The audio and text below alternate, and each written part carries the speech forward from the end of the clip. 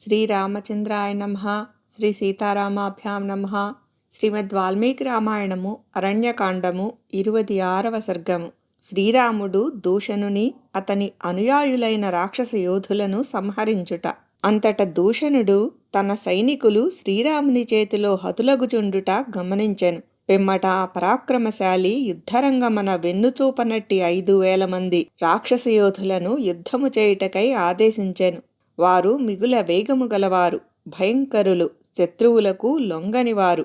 ఆ రాక్షసులు శూలములతో, అడ్డకత్తులతో, ఖడ్గములతో రాముని మీదికి విజృంభించిరి. ఇంకనూ వారు అన్ని వైపుల నుండి ఆయనపై ఎడతెరిపి లేకుండా శిలలను వర్షింపసాగిరి.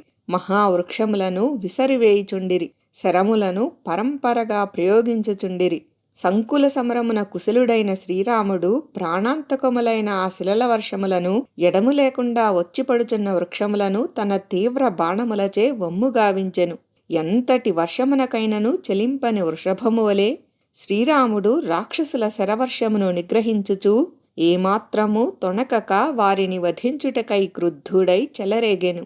అట్లు క్రోధమును వహించిన ఆ వీరుడు సింహము వలె పరాక్రమించుచు, అగ్నివలె తేజస్సులను విరజిమ్ముచు, కరుని సేనాపతి అయిన దూషణునిపైనను సైన్యము మీదను అంతటను శర పరంపరను ప్రయోగించెను.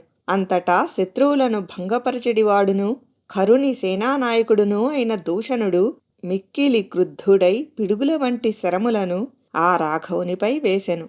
సమరవీరుడైన శ్రీరాముడు మిగుల ఆగ్రహించిన వాడై దూషణుని యొక్క మహాధనుస్సును తన ఖడ్గముతో ముక్కలు గావించెను.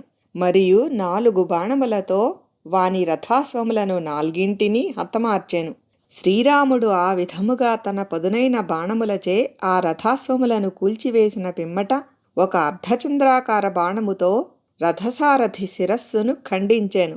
అనంతరము 3 బాణములచే దూషణుని వక్షస్థలముపై దెబ్బతీసెను. ఆ దూషణుని ధనస్సు భంగము కాగా, రథము శిథిలము కాగా, అశ్వములు హతమైపోగా, సారథి నేలకూలగా అతడు ఎంతయో విజృంభించి పర్వత శిఖరము వంటి ఒక ఇనుప గుదియను చేతబట్టెను.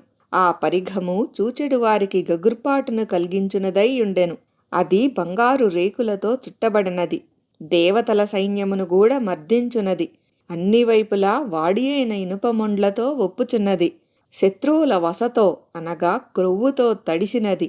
వజ్రము వలె, వజ్రాయుధము వలె కఠినమైనది. శత్రువుల పురద్వారములను ఛేదించునది.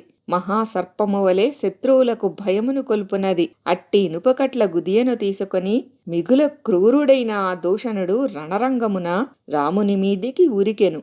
ఆ విధముగా తన మీదికి దూసుకుని వచ్చుచున్న దూషణుని యొక్క శౌర్యపరాక్రమ సూచకములైన ఆభరణములు గల 2 భుజములను శ్రీరాముడు 2 బాణములచే ఖండించెను.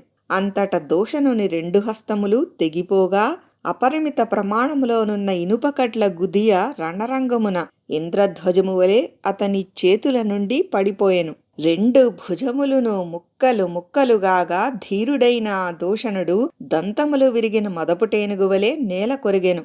ఆ విధముగా రఘువీరుని చేతిలో నిహతుడై నేలపాలైన దూషణుని చూచి సమస్త ప్రాణికోటియును బాగు బాగు అనుచు శ్రీరామునకు జేజేలు పలికిరి. శ్రీరాముడు దూషణుని హతమార్చినందులకు మిగుల బలశాలురైన మహాకపాలుడు, స్థూలాక్షుడు, ప్రమాధి అను 3 సేనానాయకులు ఎంతయో క్రుద్ధులై తమకును చావు దగ్గర పడుటతో ఆ రఘువీరుని మీదికి ఒక్కొమ్మడిగా విజృంభించిరి. మహాకపాలుడు ఒక మహాశూలమును, స్థూలాక్షుడు అను రాక్షసుడు అడ్డకత్తిని, ప్రమాధి అనువాడు గండ్రగొడ్డలిని చేపట్టియుండిరి. అట్లు మీదికి వచ్చిపడుచున్న ఆ రాక్షసయోధులను చూచి శ్రీరాముడు ఇంటికి వచ్చిన అతిథులను వలె వారిని మొనదేలియున్న వాడి అయిన తన బాణములచే సత్కరించెను. ఆ రఘువరుడు తీవ్రమైన శరములచే మహాకపాలుని శిరస్సును ఛేదించెను. పెక్కు బాణములచే ప్రమాధిని నుగ్గు నుగ్గుగావించెను. స్థూలాక్షుని యొక్క ముఖమున తీక్షణములైన బాణములను నాటెను. అంతటా ఆ రాక్షసయోధుడు ఒక మహావృక్షము వలె నేల కొరిగెను. పిమ్మట శ్రీరాముడు కోపావేశముతో క్షణమాత్రమున 5,000 శరములను ప్రయోగించి దూషణుని అనుయాయులైన 5,000 మంది యోధులను మృత్యుముఖమున చేర్చెను. దూషణుడును అతని అనుచరులందరూ శ్రీరాముని చేతిలో హతులైనట్లెరింగి ఖరుడు క్రుద్ధుడై మహాబలశాలురగు తన సేనాపతులను ఇట్లు ఆదేశించెను. మన దూషణుడు మహాసేనతో గూడి మానవమాత్రుడైన రామునితో యుద్ధమనర్చి తన అనుయాయులందరితో సమరరంగమున మడిసెను. కనుక ఓ రాక్షసయోధులారా, మీరందరునూ వివిధములగు ఆకారములు గల శస్త్రములతో అతనిని చంపివేయుడు. ఇట్లు పలికిన పిమ్మట ఖరుడు క్రోధావేశముతో రాముని మీదికి పరుగు తీసెను. అంతటా సేనగామి పృథగ్రీవుడు, యజ్ఞశత్రువు, విహంగముడు, దుర్జయుడు, కరవీరాక్షుడు, పరుషుడు, కాలకార్ముకుడు, మేఘమాలి, మహామాలి, సర్పాస్యుడు, రుధిరాసనుడు అను మహావీరులైన 12 మంది సేనానాయకులు తమ సైనికులతో గూడి రాముని మీదికి విజృంభించి ఆయనపై బాణపరంపరను ప్రయోగించిరి. అప్పుడు పరాక్రమశాలి అయిన రఘువీరుడు వజ్రమణులతో బంగారముతో నిర్మితములై అగ్నితుల్యములైన బాణములచే ఆ మహాసైన్యముపై దెబ్బతీసెను. బంగారు పిడులు గలవి వాడి అయినవి అగో ఆ శరములు అగ్నిజ్వాలలను చిమ్ముచు వజ్రాయుధములు మహావృక్షములను వలె ఆ రాక్షసులను అందరినీ నిర్మూలించెను. పిదప శ్రీరాముడు 100 మంది రాక్షసులు ఎదురైనప్పుడు కన్నికాకారము గల 100 శరములతోడను, తనను 1000 మంది ఎదుర్కొనినప్పుడు 1000 బాణములతోడను వారిని కథనరంగమునకు బలి ఇచ్చెను.